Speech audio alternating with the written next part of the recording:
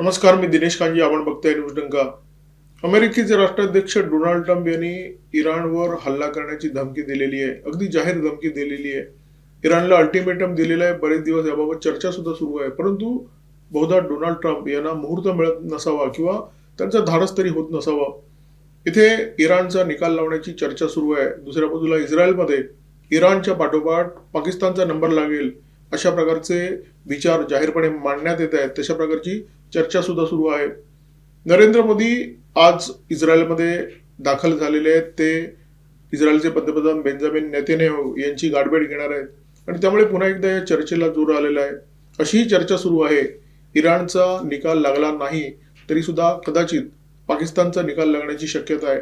लक्षात घ्या, इराणवर हल्ला करणं हा काही अमेरिकेचा अजेंडा नाहीये. हा अजेंडा आहे इस्रायलचा अजेंडा. कारण इराणचं राष्ट्रीय धोरण जे आहे त्या धोरणाचा एक भाग म्हणजे इस्रायलचा विरोध आणि इस्रायलचा खात्मा हे इस्रायलला माहिती आहे. त्यामुळे इराण जेव्हा अण्वस्त्रांसाठी वापरण्यात येऊ शकेल अशा प्रकारचं युरेनियम विकसित करण्याचं काम करतोय, इस्रायलला हे ठाऊक आहे की या अण्वस्त्रांचा वापर केवळ आणि केवळ इस्रायलच्या विरोधात होणार आहे.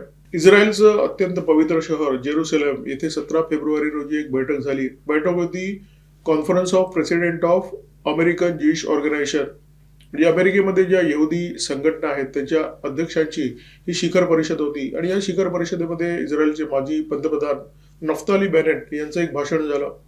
या भाषणामुळे पाकिस्तानला अक्षरशः घाम फुटलाय. पाकिस्तान जबरदस्त हादरलेला आहे.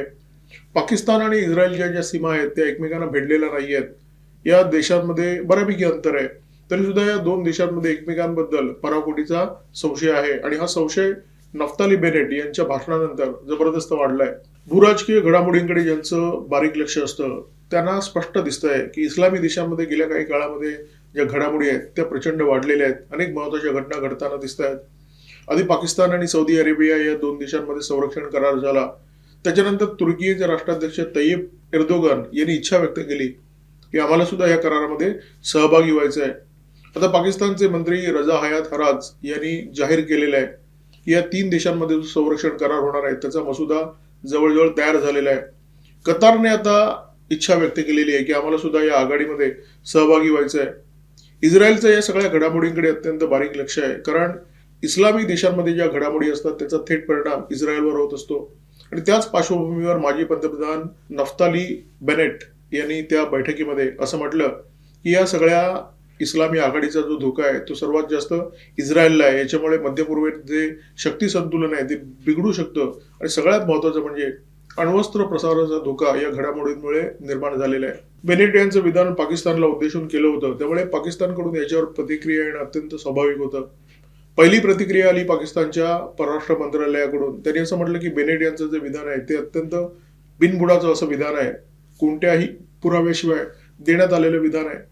पाकिस्तान ही अत्यंत जबाबदार अशी आण्विक शक्ती आहे आणि त्याच्यापुढे त्यांनी एक पुस्ती जोडली. ती पुस्ती मनोरंजक आहे. म्हणजे आधी त्यांनी टिप्पणी दिली आणि त्याच्यानंतर त्यांनी असं म्हटलं की ज्या देशाला पाकिस्तानने मान्यता दिलेली नाहीये, म्हणजे इस्रायलच्या स्थापनेनंतर जगातल्या बहुतेक सर्व देशांनी इस्रायलला मान्यता दिलेली आहे, परंतु पाकिस्तानने मात्र इस्रायलला अद्याप मान्यता दिलेली नाहीये. तर परराष्ट्र मंत्रालयाच्या प्रवक्त्याने असं सांगितलं की ज्या देशाला पाकिस्तानने मान्यता दिलेली नाहीये त्या देशातल्या एखाद्या नेत्याच्या वक्तव्यावर टिप्पणी करण्याची आम्हाला गरज वाटत नाही. म्हणजे आधी टिप्पणी केली जाते आणि त्याच्यानंतर अशी पुस्ती जोडली जाते की आम्हाला टिप्पणी करण्याची गरज नाहीये. पाकिस्तानच्या परराष्ट्र मंत्रालयाने बेनेट यांच्या वक्तव्यावर दिलेली प्रतिक्रिया अत्यंत तकलादू होती, अदखलपात्र होती. परंतु त्याच्यानंतर दुसरी प्रतिक्रिया आली. ही प्रतिक्रिया गंभीर प्रतिक्रिया होती. पाकिस्तानचे निवृत्त संरक्षण सचिव आणि निवृत्त लेफ्टनंट जनरल नईम खालिद लोदी यांची ही प्रतिक्रिया होती. म्हणजे अशी एक व्यक्ती ज्याचा संबंध पूर्वी लष्कराशी होता आणि त्याच्यानंतर ते राजकीय मुत्सद्दी म्हणून सुद्धा बरीच वर्ष काम करत होते. लोधी असं म्हणाले की इस्रायलने एकदा इराणचा निकाल लावला त्यानंतरचा जो पुढचा टप्पा आहे तो कदाचित पाकिस्तान असू शकतो. लोधी यांच्या भीतीची जी बीजे आहेत ती इतिहासात आहेत आणि तो इतिहास इस्रायलचा इतिहास आहे. 1981 मध्ये इस्रायलने इराकच्या आण्विक कार्यक्रमाचा निकाल लावला. 2007 मध्ये सिरियामध्ये जी आण्विक आस्थापना होती त्याचा निकाल लावला. 1980 मध्ये काहुटामध्ये पाकिस्तानची जी आण्विक आस्थापना आहे त्याचा सुद्धा निकाल लावण्याचा विचार इस्रायलचा होता. परंतु भारताच्या तत्कालीन पंतप्रधान इंदिरा गांधी यांनी इस्रायलच्या या विचाराला कुलीत लावलं होतं, मुडता घातला होता. इस्रायलचा इस्लामी देशांशी जो पंगा आहे तो पिढीजात आहे. त्याला शेकडो वर्षांचा इतिहास आहे. परंतु इराणशी इस्रायलचा जो पंगा आहे त्याची काही महत्वाची कारणं आहेत. एक तर इराणने अनेक दहशतवादी गट पोसून ठेवलेले आहेत. या दहशतवादी गटांचा वापर करून इराण इस्रायल बरोबर परोक्ष युद्ध करत असतो आणि पाकिस्तान जे भारताच्या विरोधात करतो तेच इराण इस्रायलच्या विरोधात करत असतो. पाकिस्तानने सुद्धा अनेक दहशतवादी गट पोचलेले आहेत. या दहशतवादी गटांच्या माध्यमातून पाकिस्तान भारताशी परोक्ष युद्ध करत असतो. दहशतवाद हा जसा इराणच्या परराष्ट्र धोरणाचा अविभाज्य भाग आहे तसाच तो पाकिस्तानच्या परराष्ट्र धोरणाचा सुद्धा अविभाज्य भाग आहे. इस्रायलच्या हे लक्षात आलेलं आहे की इराण आणि पाकिस्तान या दोन देशांमध्ये बरीच साम्य स्थळं आहेत. त्याच्यामुळे जर इस्रायलचा इराणशी पंगा आहे तर स्वाभाविकपणे पाकिस्तानशी पंगा असणार. इस्लामी देशांबरोबर या छोट्याशा यहुदी देशाचा जो संघर्ष आहे तो इस्रायलच्या स्थापनेपासून सुरू झालेला आहे. 1948ला पहिल्यांदा इस्लामी देश एकत्र आले आणि त्यांनी इस्रायलचा निपात करण्याचा प्रयत्न केला, परंतु झालं उलटच. इस्रायलने या सगळ्या देशांना म्हणजे या सगळ्या इस्लामिक देशांच्या आघाडीला जबरदस्त ठोकलं. त्याच्यानंतर दुसरं युद्ध झालं 1956 आणि तिसरं युद्ध झालं 1973. इस्लामी देशांच्या आघाडीने 3 वेळा एकत्र येऊन इस्रायलला परास्त करण्याचा प्रयत्न केला, परंतु प्रत्येक वेळी या देशांनी मार खाल्लेला आहे. परंतु प्रत्येक युद्धामध्ये जय विजय कोणाचाही होत असो, नुकसान प्रत्येकाचं होतं. इस्रायलने हे नुकसान भोगलेलं आहे आणि त्यामुळे जेव्हा पुन्हा एकदा इस्लामी देशांची आघाडी जगामध्ये निर्माण होते, अनेक देश या आघाडीमध्ये सहभागी होण्याची इच्छा व्यक्त करतायत, त्यामुळे स्वाभाविकपणे इस्रायलच्या मनामध्ये ही भीती निर्माण होणार की ही जी आघाडी निर्माण होते ती आपल्याच देशाच्या विरोधात निर्माण होते आणि त्या आघाडीचा निपात करण्यासाठी, भविष्यातल्या धोक्याचा निपात करण्यासाठी इस्रायलचे नेते विचार करतात. त्यांना तशा प्रकारे विचार करण्याची सवय आहे. अमेरिकेचे राष्ट्राध्यक्ष डोनाल्ड ट्रम्प यांच्यामुळे सध्या जागतिक राजकारणाचं भज झालेलं आहे, तांगडं झालेलं आहे, प्रचंड मोठा गुंता निर्माण झालेला आहे. पाकिस्तान हा देश उघडपणे अमेरिकेचा पपलू आहे. डोनाल्ड ट्रम्प अनेकदा पंतप्रधान शहबाज शरीफ यांना व्हाईट हाऊसमध्ये ज्या प्रकारची ट्रीटमेंट देतात त्याच्यावरून हे आपल्याला लक्षात आलं असेल. इस्रायल आणि अमेरिकेची अत्यंत घट्ट मैत्री आहे आणि हे दोन्ही देश सदस्य आहेत बोर्ड ऑफ पीसचे. या बोर्ड ऑफ पीसची स्थापना केली डोनाल्ड ट्रम्प यांनी. कशासाठी केली? गाझामध्ये शांतता निर्माण करण्यासाठी. आता गाझामध्ये जर शांतता निर्माण करायची आहे तर त्याच्यामध्ये इस्रायल असणं अत्यंत स्वाभाविक आहे, परंतु त्याच्यामध्ये पाकिस्तान सुद्धा आहे. डोनाल्ड ट्रम्प यांनी जगातल्या देशांना आवाहन केलं की तुम्ही या बोर्ड ऑफ पीसमध्ये सहभागी व्हा. आता डोनाल्ड ट्रम्प यांनी इच्छा व्यक्त केली, तो पाकिस्तानसाठी आदेश आहे, त्यामुळे पाकिस्तानने लगेच तयारी दर्शवली की आम्हाला सुद्धा या बोर्डमध्ये सामील करून घ्या. डोनाल्ड ट्रम्प यांनी तात्काळ म्हटलं तथास्तु आणि पाकिस्तान या बोर्ड ऑफ पीसमध्ये सहभागी झालेला आहे.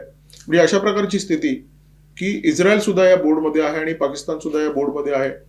तर पाकिस्तानची गरज अमेरिकेला काय याची चर्चा याच्यापूर्वी अनेक लोकांनी अनेक ठिकाणी केलेली आहे. मी सुद्धा अनेक व्हिडिओमध्ये केलेली आहे. पाकिस्तानचं भौगोलिक स्थान अत्यंत महत्वाचं आहे. जर एकाच वेळी इराण, चीन आणि मध्य आशियाकडे जर अमेरिकेला लक्ष ठेवायचं आहे तर त्याच्यासाठी पाकिस्तानची भूमी अमेरिकेसाठी अत्यंत आवश्यक आहे. आणि जर पाकिस्तानमध्ये शहबाज शरीफ यांच्यासारखे चाटुकार नेते असतील तर अमेरिकेसाठी ही अत्यंत सोपी बाब आहे. आता हे दोन्ही देश जे एकमेकाला पाण्यात सुद्धा पाहतात ते बोर्ड ऑफ पीसमध्ये एकमेकांच्या खांद्याला खांदा लावून सुद्धा काम करतायत, अशा प्रकारचे चित्र दिसतंय. आता तुम्ही म्हणाल की डोनाल्ड ट्रम्प यांच्या एका मांडीवर शहबाज शरीफ बसलेले आहेत, दुसऱ्या मांडीवर आसिम मुनीर बसलेले आहेत, तरी सुद्धा इस्रायलच्या नावाने पाकिस्तानला कापरं भरण्याचं कारण काय? त्याची जी कारणं आहेत ती पाकिस्तानच्या इतिहासामध्ये दडलेली आहेत. पाकिस्तानने अण्वस्त्रांची निर्मिती केली आणि ही निर्मिती करत असताना पाकिस्तानने अनेक इस्लामी देशांकडून आम्ही अणुबॉम्ब बनवतोय असं सांगून भरपूर पैसा लाटला. त्यामुळे इस्लामी देशांचा हातभार या अणुबॉम्बसाठी लागलेला आहे. या अण्वस्त्रांची निर्मिती झाल्यानंतर पाकिस्तानने अनेकदा हे जाहीरपणे सांगितलं आहे की पाकिस्तानकडे जी अण्वस्त्र आहेत तो इस्लामिक बॉम्ब आहे. म्हणजे पुन्हा एकदा याला धार्मिक रंग देण्याचा प्रयत्न पाकिस्तानने केलेला आहे. बरं, पाकिस्तानची परिस्थिती आता अत्यंत वाईट आहे, खस्ताहाल परिस्थिती आहे. पाकिस्तान पूर्णपणे कंगाल झालेला आहे आणि 4 पैसे मिळवण्यासाठी पाकिस्तान अनेक गोष्टी करत असतो. आपल्या देशातून अन्य श्रीमंत देशांमध्ये भिकाऱ्यांची निर्यात करत असतो. हे भिकारी दरवर्षी पाकिस्तानला जवळजवळ 42 अब्ज डॉलर पाठवत असतात. रेमिटन्स मनी म्हणजे भिकारी सुद्धा पाकिस्तानची मदत करतायत आणि भिकेच्या पैशावर पाकिस्तान सध्या जगतोय. दुसरी जी महत्वाची रसद पाकिस्तानला मिळत असते ती देश विकून मिळत असते. म्हणजे पाकिस्तानच्या नेत्यांनी त्यांचे विमानतळ विकायला काढलेले आहेत, त्यांच्या देशातल्या खनिजांची बोली लावलेली आहे. म्हणजे पाकिस्तानचे नेते सध्या देश विकायला निघालेले आहेत आणि त्यामुळे त्यांच्याकडे जी अण्वस्त्र आहेत ते विकून पाकिस्तानचे नेते 4 पैसे मिळवण्याच्या मनस्थितीमध्ये नसतील याची ठाम खात्री कोणी देऊ शकत नाही. इस्रायलला हे माहिती आहे आणि त्याच्याचमुळे इस्रायल साशंक आहे, सावध आहे. एका बाजूला इस्रायलचे माजी पंतप्रधान बेनेट यांनी पाकिस्तान आणि इस्लामिक देशांची जी आघाडी आहे ती धोकादायक आहे अशा प्रकारचं विधान केलेलं आहे. दुसऱ्या बाजूला पाकिस्तानचे माजी संरक्षण सचिव त्यांनी असं म्हटलंय की इराण नंतर पाकिस्तानचा नंबर लागू शकतो. दोन्ही देशांमध्ये अशा प्रकारे वातावरण तापलं असताना भारताचे पंतप्रधान नरेंद्र मोदी दुसऱ्यांदा इस्रायलच्या भेटीवर जात आहेत. 2017 मध्ये नरेंद्र मोदी यांनी इस्रायलला भेट दिली होती आणि इस्रायलला भेट देणारे ते पहिले पंतप्रधान ठरले होते. आणि आपल्या कारकिर्दीमध्ये इस्रायलला दुसऱ्यांदा भेट देणारे सुद्धा बहुधा पहिले पंतप्रधान तेच असतील आणि पुढची अनेक वर्ष त्यांचा हा विक्रम मोडला जाण्याची शक्यता कमी आहे. आज आणि उद्या म्हणजे 25 आणि 26 फेब्रुवारीचे 2 दिवस पंतप्रधान नरेंद्र मोदी इस्रायलमध्ये असणार आहेत. ते पंतप्रधान बेंजामिन नेतन्याहू यांची गाठभेट घेणार आहेत. पंतप्रधान नरेंद्र मोदी इस्रायलला जाण्यापूर्वी इस्रायल संसद तिरंग्यामध्ये रंगली होती आणि हे जे फोटो आहेत ते सोशल मीडियावर जबरदस्त व्हायरल झाले. गेल्या काही वर्षामध्ये इस्रायल आणि भारतामध्ये जी संरक्षण भागीदारी आहे ती वाढलेली आहे. म्हणजे नरेंद्र मोदी यांच्या कार्यकाळामध्ये ती वाढली आहे असं आपण म्हणू शकता. ही भागीदारी वाढवण्याचं इस्रायलच्या बाजूने असलेले कारण अत्यंत महत्वाचं आहे. तर भविष्यामध्ये सगळ्या इस्लामी देशांनी एकत्र येऊन इस्रायलवर हल्ला केला, इस्रायल बेचिराग करण्याचा प्रयत्न केला, तर इस्रायलच्या संरक्षण सामग्रीचं जे उत्पादन आहे ते कुठेही खंडित होऊ नये हीच इच्छा डोळ्यासमोर ठेवून इस्रायलच्या नेत्यांनी भारतामध्ये संरक्षण भागीदारी केली आणि भारतामध्ये संरक्षण सामग्रीचं उत्पादन सुरू ठेवायचं अशा प्रकारचा निर्णय घेतला. अत्यंत घट्ट आणि सौहार्दपूर्ण संबंध असलेल्या दोन देशांचे नेते जेव्हा एकमेकांच्या देशामध्ये दौरा करतात तेव्हा या दौऱ्यामध्ये काही महत्वाचे करार होतात, अनेक महत्वाच्या घोषणा होतात. आता भारत आणि इस्रायलमध्ये संरक्षण भागीदारी आहेच आणि या संदर्भात कोणतेही महत्वाचे करार होतात, घोषणा होतात याच्याकडे भारतीयांचं लक्ष आहे. म्हणजे मुक्त व्यापार करारापेक्षा या दोन्ही देशांमध्ये मुक्त व्यापार करार होणार आहे, परंतु या करारापेक्षा भारतीयांचं लक्ष मात्र या संरक्षण भागीदारीशी संबंधित घोषणांकडे आहे. मुंबईमध्ये इस्रायलचे कौन्सल जनरल यानीव रिवाज यांनी मोदींच्या दौऱ्याच्या आधी एक महत्वाची घोषणा केली. ते असं म्हणाले की इस्रायलकडे जे आयर्न डोमचं तंत्रज्ञान आहे ते तंत्रज्ञान भारताला देण्याची इस्रायलची इच्छा आहे. हे अत्यंत महत्वाचं तंत्रज्ञान आहे. जेव्हा इराणच्या प्रॉक्सी गटांकडून इस्रायलवर हल्ले होतात, क्षेपणास्त्राचे हल्ले होतात, तेव्हा ते हल्ले आकाशामध्ये रोखण्याचं काम हा आर्यन डोम करत असतो. आणि लक्षात घ्या, हा जो आर्यन डोम आहे तो इस्रायलचं सर्वोच्च तंत्रज्ञान आहे आणि हे तंत्रज्ञान इस्रायल जर भारताला द्यायला तयार होतो याचा अर्थ इस्रायल भारताला काहीही द्यायला तयार होईल. आता अमेरिकेची अजिबात इच्छा नसणार, विशेष करून डोनाल्ड ट्रम्प याची अजिबात इच्छा नसणार की इस्रायलने हे सगळं भारताला द्यावं, कारण भारताला तंत्रज्ञान मिळू नये म्हणून अमेरिकेने बरेच प्रयत्न केलेले आहेत. भारताला जी जीईची इंजिनं मिळणार होती भारताच्या तेजस लढाऊ विमानांसाठी ती सुद्धा रोखण्याचं काम डोनाल्ड ट्रम्प यांच्या प्रशासनाने केलं, त्यांच्या सरकारने केलं. त्यामुळे भारताला काहीच मिळू नये ही खरं तर अमेरिकेची इच्छा आहे आणि इस्रायल जर भरभरून अशा प्रकारे भारताला देत असेल तर अमेरिकेला पोटदुखी निर्माण होणारच आहे. परंतु अमेरिकेपेक्षा जास्त पोटदुखी निर्माण होणार आहे पाकिस्तानच्या पोटामध्ये, कारण एका बाजूला इस्रायल पाकिस्तानचा निकाल लावण्याचा विचार करतोय आणि दुसऱ्या बाजूला भारताला भरभरून देतोय. त्यामुळे पाकिस्तानची अस्वस्थता या भेटीनंतर निश्चितपणे वाढणार आहे. भारतीयांचं जेवढे या भेटीकडे लक्ष आहे त्यापेक्षा जास्त लक्ष पाकिस्तानींचं असेल याच्यावर विश्वास ठेवा. लक्षात घ्या, इस्रायल हा आपला ऊन पावसातला मित्र आहे. या देशाने आपल्याला भरभरून मदत केलेली आहे. तेव्हाही मदत केलेली आहे जेव्हा भारत आणि इस्रायलचे संबंध तेवढेसे चांगले नव्हते. कारगिल युद्ध जेव्हा झालं तेव्हा पाकिस्तानचे जे घुसखोर होते ते कारगिलच्या शिखरांवर बसले होते आणि त्यांना टिपणं अत्यंत कठीण होतं. खालून आपलं सैन्य जात होतं त्याचा मुकाबला करण्यासाठी, परंतु अत्यंत कठीण अशा प्रकारची ही मोहीम होती आणि या मोहिमेमध्ये विमानातून मारा करता येईल असे लेझर गायडेड बॉम्ब इस्रायलने भारताला पुरवले आणि त्याच बॉम्बमुळे या घुसखोरांचा निपात झाला जे शिखरावर जाऊन बसले होते. ऑपरेशन सिंदूरच्या काळामध्ये सुद्धा इस्रायलने जी आपल्याला ड्रोन दिली होती त्या ड्रोननी काय चमत्कार केला आणि पाकिस्तानमध्ये कसला कहर निर्माण केला हे सगळं आपण पाहिलेलं आहे.